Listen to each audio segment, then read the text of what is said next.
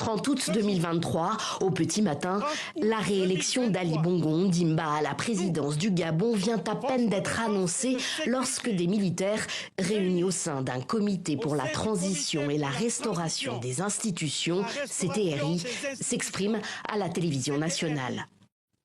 Avons décidé de défendre la paix en mettant fin au régime en place. Dans la foulée, le CTRI désigne Brice Oligui Nguema comme chef de la transition.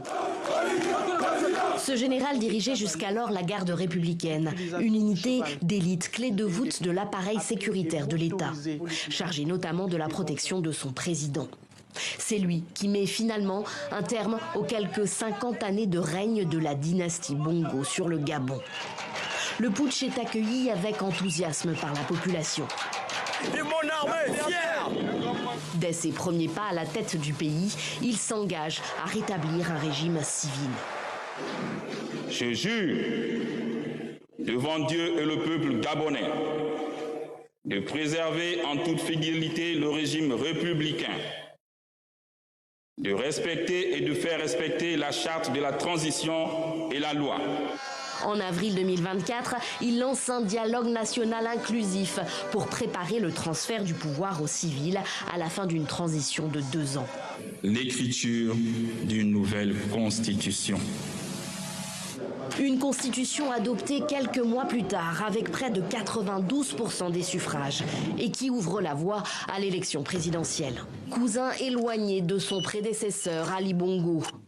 Ali Bongo qui vit lui toujours en résidence surveillée dans une villa de la capitale depuis le putsch sans qu'aucune charge ne pèse contre lui. Sa femme Sylvia et son fils Nourdine sont eux en prison pour blanchiment de capitaux, recel, faux et usage de faux, corruption ou encore détournement de fonds publics.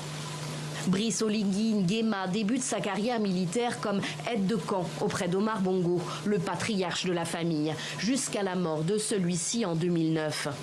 Il part alors comme attaché militaire à l'ambassade du Gabon, au Maroc, puis au Sénégal. Une parenthèse de 10 ans avant un retour au pays en 2018, l'année où Ali Bongo est frappé d'un AVC.